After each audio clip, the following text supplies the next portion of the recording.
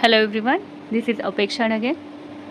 आज के इस वीडियो में हम यूपीएससी के मेंस के जो आंसर है और जिस तरह से हमें पता है कि एमपीएससी 2025 में डिस्क्रिप्टिव होने वाला है, तो उस हिसाब से मेंस के आंसर्स किस तरह से लिखने चाहिए उसके बारे में हम डिस्कस करेंगे, डिटेल में डिस्कस करेंगे। ठीक है, देखिए बहुत बार क्या होता है कि जो स्टूडेंट है, जो बच्चे हैं, उनको बहुत ज़्यादा प्रॉब्लम हो जाता है, बहुत ज़्यादा दिक्कत हो जाती है कि जो आंसर्स है वो किस तरह से लिखने चाहिए, कौन सा आंसर जो है वो आइडियल है, किस तरह से लिखने चाहिए, किस तरह से फॉर्मेट होना चाहिए उसका। ठीक है, तो इस चीज़ों को लेके बहुत ज़्यादा कन्फ्यूजन होता है। तो उसी कन्फ्यूजन पे हम बात करेंगे, उसी चीज़ पे बात करेंगे कि जहाँ पे हमें प्रॉब्लम होता है, किस तरह से हमें बेस्ट आंसर का फॉर्मेट होना चाहिए, उस चीज़ के बारे में हम डिस्कस करेंगे। ठीक है, तो चलिए वीडियो को स्टार्ट करते हैं और एंड तक वीडियो देखिए। ठीक है, तो देखिए यहाँ पे दो चीज़ें हैं, दो चीज़ों की हम सबसे पहले बात करते हैं। पहले तो है कि एकेडमिक अप्रोच, और दूसरा है यूपीएससी और एमपीएससी का जो कमीशन है, या फिर यूपीएससी एमपीएससी जो आयोग है उनका अप्रोच। ठीक है, अब जब हम ग्रेजुएशन कंप्लीट करते हैं, यानी कि हम 10th के एग्ज़ाम देते हैं, 12th का एग्ज़ाम देते हैं, ग्रेजुएशन कंप्लीट करते हैं, और तभी हमें पता है कि हम आफ्टर ग्रेजुएशन डिग्री के बाद ही एग्ज़ाम दे सकते हैं, राइट। तो यहाँ पे क्या है कि हम क्या करते हैं, बहुत बार हमारा जो एकेडमिक अप्रोच है उसी को हम आगे बढ़ाते हैं, राइट। उसी एकेडमिक अप्रोच को हम आगे एक्सटेंड करते हैं और सोचते हैं कि नहीं, एमपीएससी और यूपीएससी के भी जो आंसर है वो इसी तरह से है, शायद कोई हमें मार्केट से कोई पब्लिकेशन ऐसे कुछ अवेलेबल करके देगा जो ऑलरेडी प्रिंटेड आंसर है उसमें, कि देखो यही आइडियल आंसर है। अगर आप इससे अप्रोच से आते हो देन यू आर रॉन्ग। आपको ये अप्रोच सबसे पहले अपने दिमाग से डिलीट करना है, निकाल देना है। आपको पता होगा कि हम जब 10th के एग्ज़ाम देते थे या फिर 12th के एग्ज़ाम देते थे, तो बहुत सारे स्टूडेंट आपको दिखाई देते होंगे कि एग्ज़ाम के पहले, एग्ज़ाम के सिर्फ 2 दिन या फिर 3 दिन पहले वो क्या करते थे, कोई अगर गाइड्स मिले या फिर हम मराठी में उसे नवनीत बोलते हैं, राइट, तो उससे क्या करते थे, वो आंसर रट के एग्ज़ाम में जाके लिख के आते थे, right, as it is printed answer. तो उसमें वो दिमाग को प्रेशर नहीं जाता था कि देखो इस तरह से ब्रेनस्टॉर्मिंग करके आंसर लिखना है, ये वो। कभी कभी तो ऐसे ही कुछ बच्चे होते होंगे कि जो टॉपिक है, वो जो बुक्स में टॉपिक है वो पढ़ते भी नहीं थे, बट जो आंसर ऑलरेडी आंसर्स किसी गाइड्स में है तो वही रट्टा मार के वो क्या करते थे, एग्ज़ाम में लिख के आते थे। तो ये बहुत बार क्या होता है कि हमारा अप्रोच इसी तरह से बिल्ड होता गया है। हमने कभी ब्रेनस्टॉर्मिंग नहीं किया किसी चीज़ को लेके, शायद नहीं सोचा। ठीक है, तो ये अप्रोच मैं सबसे पहले कहूँगी कि एकेडमिक अप्रोच को आपको क्या करना है, चेंज करना है। एकेडमिक अप्रोच आपको बदल देना है, डिलीट करना है आपसे, अपने दिमाग से सबसे पहले। ठीक है, सेकंड क्या करना है, moving from academic approach to the जो हमारा आयोग का अप्रोच है, जो यूपीएससी और एमपीएससी का अप्रोच है, वो जानने की कोशिश करते हैं। ठीक है, यहाँ पे आपको कोई भी आइडियल गाइड या फिर नवनीत नहीं मिलेगा जिसमें वो कहेंगे कि देखो भाई ये आइडियल आंसर है, ये फॉर्मेट है और आप इसी को लेके जाओ या फिर इसी फॉर्मेट से आंसर लिख के आओ, तभी आपको क्या हो जाएगा, यूपीएससी मेंस में आप टॉप कर सकोगे या फिर एमपीएससी मेंस पे आप टॉप कर सकोगे। नो, ये अप्रोच आपको यहाँ पे नहीं लाना जो एकेडमिक अप्रोच था। सबसे पहले ये दिमाग में आपको फिट करना है। ठीक है, देन क्या है यहाँ पे कौन सा अप्रोच है, एमपीएससी और यूपीएससी का क्या एग्जैक्टली अप्रोच है जो आपको अडॉप्ट करना है, खुद में लाना है। तो देखो यहाँ पे क्या है, आपको ऑलरेडी कोई आइडियल आंसर या फिर कोई मार्केट में ऐसी कोई चीज़ अवेलेबल नहीं मिलेगी कि आप सिर्फ वही पढ़ो और वही पे रट्टा मारो और यूपीएससी के मेंस में जाके बैठ जाओ, ऐसे नहीं मिलेगा। ठीक है, तो सबसे पहले बहुत ज़्यादा मोस्ट इम्पॉर्टेंट चीज़ ये है कि आपको क्या करना है, कंटेंट पे काम करना है।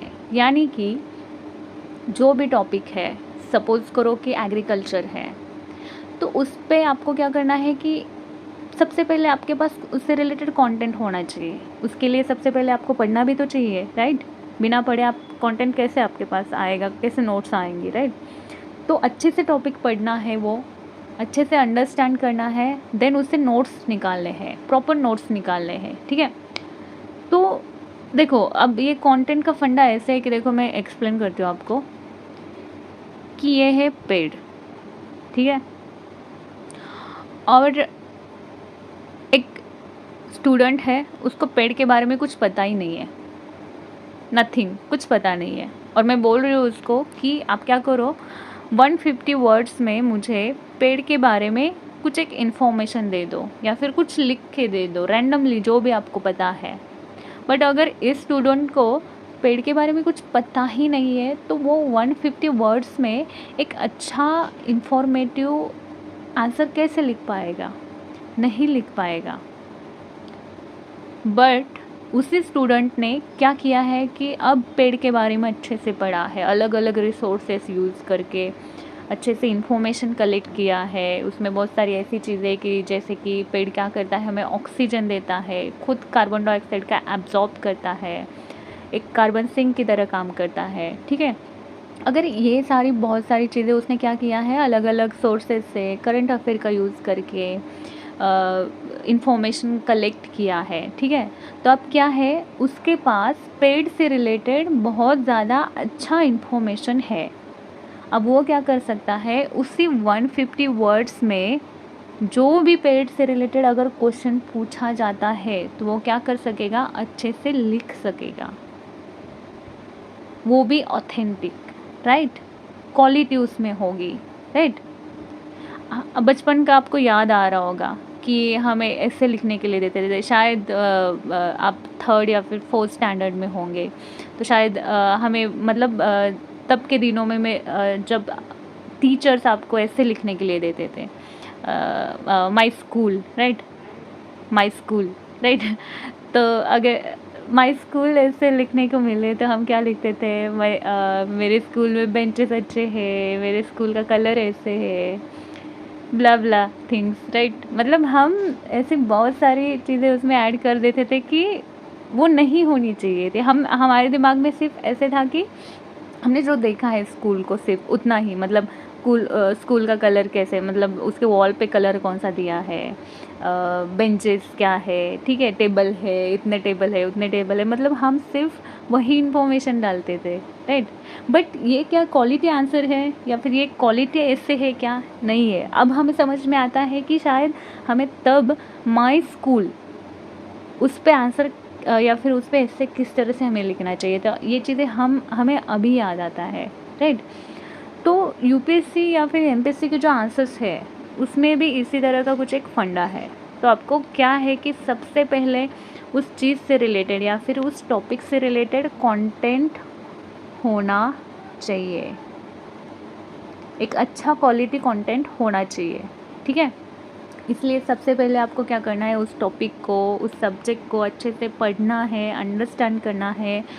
देन सेकेंड या थर्ड रीडिंग पे क्या करना है, आपको नोट्स निकालना है उस पर, ठीक है? तो ये चीज़ें आपको करनी ही है, ठीक है? सेकेंड थिंग, फिर हम आंसर राइटिंग पे आते हैं, ठीक है? अब हमारे पास कंटेंट है, अब हम आते हैं आंसर राइटिंग पे, ठीक है? देखिए, आंसर राइटिंग के लिए एक फ्रेमवर्क होता है, किसी भी चीज़ के लिए एक फ्रेमवर्क होता है कि वो इस तरह से होनी चाहिए, एक फ़्लो हो, तो एग्ज़ामिनर जो है उनको भी आंसर पढ़ने में मज़ा आता है, राइट?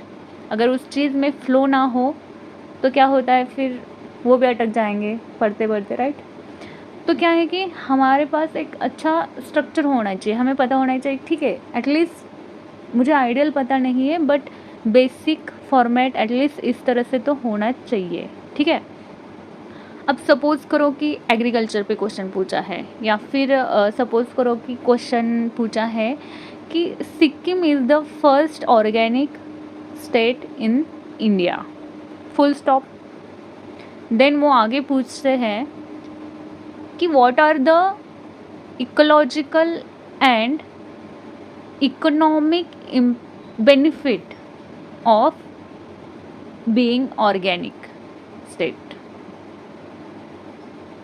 ठीक है, अब यहाँ पे क्या है कि क्वेश्चन पूछा है उन्होंने, वो बोलते हैं कि सिक्किम क्या है, फर्स्ट इंडिया में स्टेट है जो क्या है, फर्स्ट स्टेट ऑर्गेनिक स्टेट है, राइट। तो ऑर्गेनिक स्टेट होने के इकोलॉजिकल और इकोनॉमिक बेनिफिट क्या है, फ़ायदे क्या है। ठीक है, अब देखो बहुत बार क्या होता है कि बच्चों को, स्टूडेंट को क्वेश्चन ही समझ में नहीं आता कि क्वेश्चन क्या पूछा है उन्होंने। वो क्या कर देते हैं कि जो फर्स्ट हाफ ऑफ क्वेश्चन है, फर्स्ट हाफ ऑफ क्वेश्चन क्या है कि वो पूछते हैं सिक्किम क्या है, फर्स्ट ऑर्गेनिक स्टेट है इंडिया का, तो उसी पे आंसर लिखना शुरू कर देते हैं। नो, आपको ये बात समझनी है कि क्वेश्चन क्या पूछा है उन्होंने एक रेफरेंस के लिए आपको दिया है कि सिक्किम क्या है, फर्स्ट ऑर्गेनिक स्टेट है इंडिया का। एक्चुअल क्वेश्चन तो सेकंड हाफ में शुरू होता है। सेकंड हाफ में मतलब कहाँ पे, वो पूछते हैं कि ऑर्गेनिक स्टेट होने की इकोलॉजिकल और इकोनॉमिक बेनिफिट क्या है। यहाँ पे एक्चुअल में क्वेश्चन शुरू होता है और आपको आंसर भी इसी पे ही लिखना है। मतलब कि इकोलॉजिकल और इकोनॉमिक बेनिफिट पे ही आपको क्या करना है, आंसर लिखना है। आपको डायरेक्ट क्वेश्चन को हिट करना है, डायरेक्ट इसी चीज़ को हिट करना है। आपके पास टाइम भी नहीं होता ज़्यादा, राइट, ये सोचने के लिए और लिखने के लिए भी उतना ज़्यादा टाइम नहीं होता, तो आपको डायरेक्ट क्वेश्चन को ही हिट करना है, ज़्यादा उसमें लंबा लिखना नहीं है। तो मैं कहूँगी कि जो फ्रेमवर्क है उसमें क्या है कि आप पहले इंट्रोडक्शन का पार्ट हो, इंट्रोडक्शन का, वो भी सिर्फ और सिर्फ 1 या 2 लाइन्स में इंट्रोडक्शन होना चाहिए, ज़्यादा लंबा भी नहीं होना चाहिए इंट्रोडक्शन। ठीक है, सेकेंड पार्ट क्या आता है, एक्चुअल जो आंसर है, मेन कोर पार्ट हम बोलेंगे। इंट्रोडक्शन के बाद जो मेन कोर पार्ट आता है वो आता है। ठीक है, जैसे कि हमने वो क्वेश्चन देखा, सिक्किम क्या है, फर्स्ट ऑर्गेनिक स्टेट है इंडिया का। उसके बाद का जो सेकेंड हाफ ऑफ क्वेश्चन है, वहाँ से क्या शुरू होता है, मेन आंसर शुरू होता है। वो पूछते हैं कि इकोलॉजिकल और इकोनॉमिक बेनिफिट क्या है ऑर्गेनिक स्टेट होने के। तो आपको फिर वो बेनिफिट पे देने हैं, इकोलॉजिकल बेनिफिट क्या है वो लिखने हैं। अगर क्वेश्चन 150 वर्ड्स में है, ठीक है, तो इंट्रोडक्शन तो 1-2 लाइन में हो जाएगा। अगर 100 वर्ड्स बचते हैं आपके पास, ठीक है, तो उसमें आप क्या कर सकते हो, अराउंड मैं कहूँगी कि 40 वर्ड्स जो है वो जो इकोलॉजिकल बेनिफिट है उस पर आप स्पेंड कर सकते हो 40 वर्ड्स। जो बाकी के 40 वर्ड्स है वो किस पे स्पेंड कर सकते हो, जो इकोनॉमिक बेनिफिट पूछा है उस पर स्पेंड कर सकते हो, उस पर खर्च कर सकते हो, राइट। और जो बाकी के वर्ड्स है उसमें आप वे फॉरवर्ड दे सकते हो, 20 या 30 वर्ड्स में आप वे फॉरवर्ड या फिर कंक्लूजन दे सकते हो कि हमें फ्यूचर में, नियर फ्यूचर में कौन सी ऐसी पॉलिसीज लाना चाहिए, स्कीम लाना चाहिए, या फिर कौन सी ऐसी चीज़ें करनी चाहिए कि ताकि सिर्फ सिक्किम ही नहीं तो और भी इंडिया के जो स्टेट है वो ऑर्गेनिक बने, हम ऑर्गेनिक और ऑर्गेनिक फूड और हेल्दी लाइफ की तरह मूव ऑन करें। ठीक है, तो ये चीज़ें हैं मतलब। तो फ्रेमवर्क एक्चुअल में इस तरह से होना चाहिए।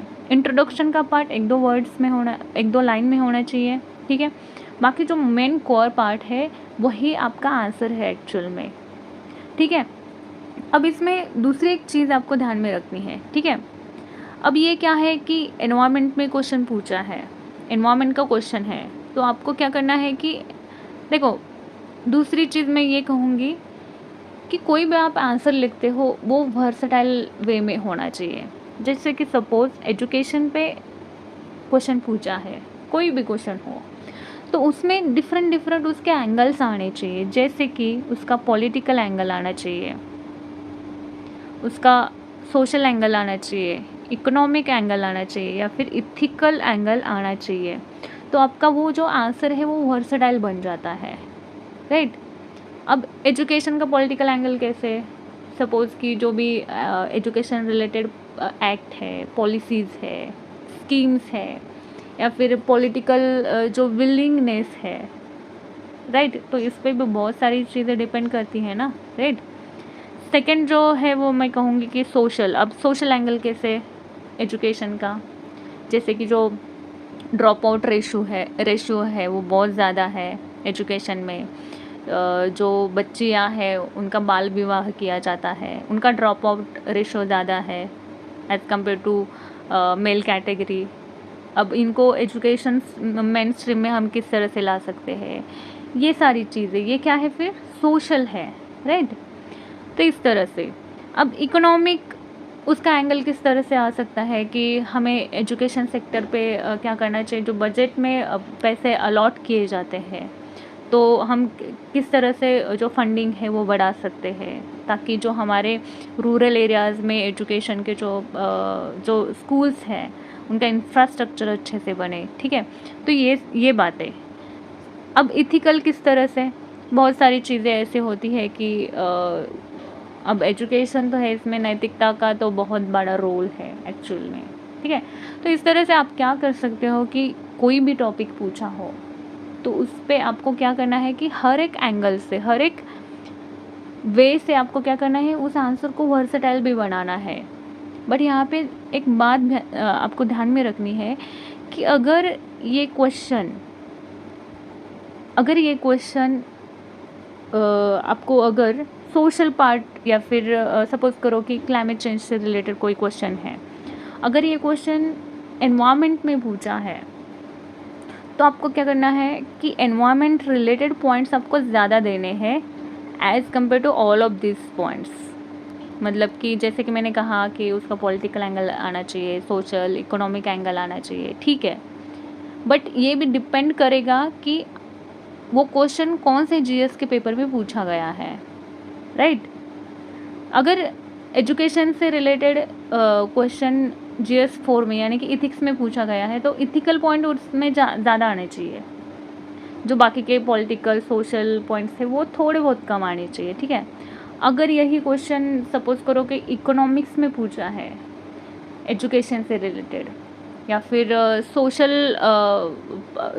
सोशल पार्ट का, सोशो इकोनॉमिक पार्ट का एक क्वेश्चन आया है उसमें, तो वो पॉइंट्स उसमें ज़्यादा होने चाहिए। अब इसी चीज़ को मैं थोड़ा इलेबोरेट करके आपको बताती हूँ। जैसे कि सपोज करो क्लाइमेट चेंज है, ठीक है।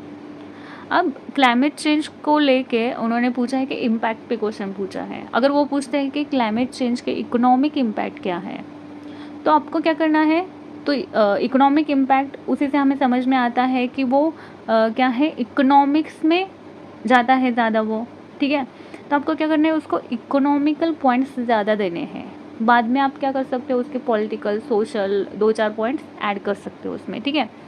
अगर क्लाइमेट चेंज का उन्होंने पूछा हो कि उसके एनवायरमेंटल इम्पैक्ट या फिर एग्रीकल्चरल इम्पैक्ट क्या हो रहे हैं, अगर ये क्वेश्चन पूछते हैं तो आपको क्या करना है, एग्रीकल्चरल साइड से पॉइंट्स ज़्यादा देने हैं। बाद में क्या कर सकते हो, 1-2 पॉइंट्स आप फिर उसके जोग्राफिकल ऐड कर सकते हो, एनवायरमेंटल एंगल दे सकते हो, राइट। तो इस तरह से, या फिर इथिकल एंगल दे सकते हो 1-2 पॉइंट्स ऐड करके, ठीक है।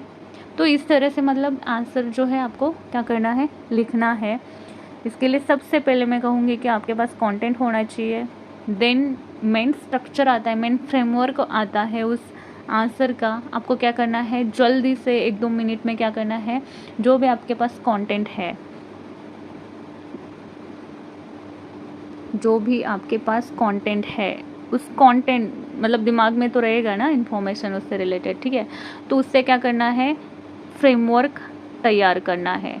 फ्रेमवर्क कैसे, फिर उससे related political, social, economic, ethical, ठीक है। ये पॉइंट्स आपको क्या करने हैं, झट से 1-2 मिनट में निकालने हैं, ताकि क्या हो जाए, आपके आंसर में फ्लो आ जाए, ठीक है।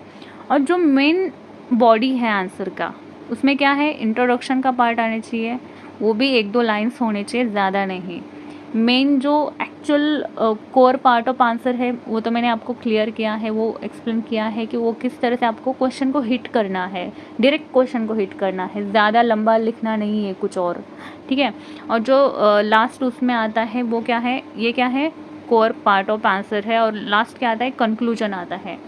तो जो कंक्लूजन है वो भी क्या होना है, शॉर्ट होना चाहिए, वे फॉरवर्ड होना चाहिए, और उसमें फिर कुछ इनोवेटिव आइडियाज़ भी आप क्या कर सकते हो, दे सकते हो। ठीक है, तो इस तरह से एक आप क्या कर सकते हो, अच्छा आंसर, या फिर जो जीएस के पेपर्स है उसमें एक इन जनरल आप आंसर लिख सकते हो।